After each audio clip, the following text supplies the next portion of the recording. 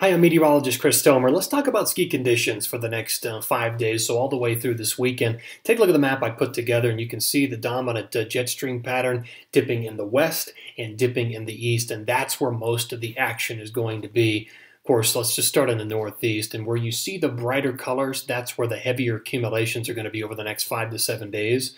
And a lot of this is just from the nor'easter, which will continue on Thursday and then begin to taper off and move away. It's going to hug the coast pretty tight, so there's not going to be a ton of snow inland from this, but it should still set the weekend up to be pretty good with colder air coming in behind the nor'easter.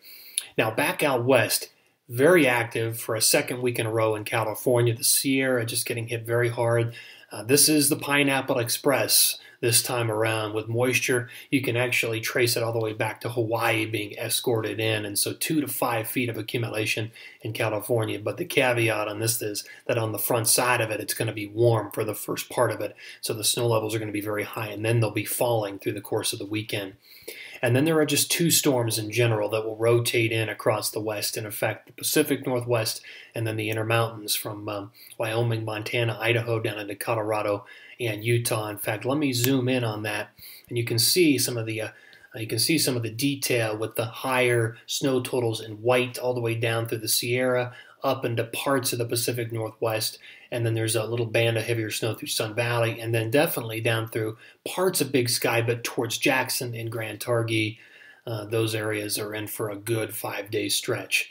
So my Tomer's take, if you're going to be skiing on Friday, I would definitely look at Mammoth in the Sierra there at California. Again, you're just trying to get up as high as you can at the higher elevation ski areas, and that goes for a lot of the west, especially with the first storm. It's just going to be a little warmer as we head into spring, so you'll have to go higher.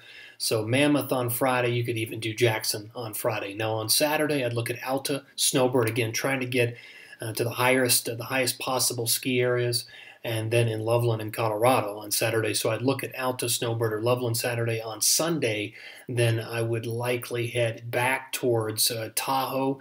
I think there'll be great skiing around Tahoe. You could do Tahoe or even Mammoth, even Jackson possibly again on Sunday. So take care, have a good weekend. Thank you for tuning in.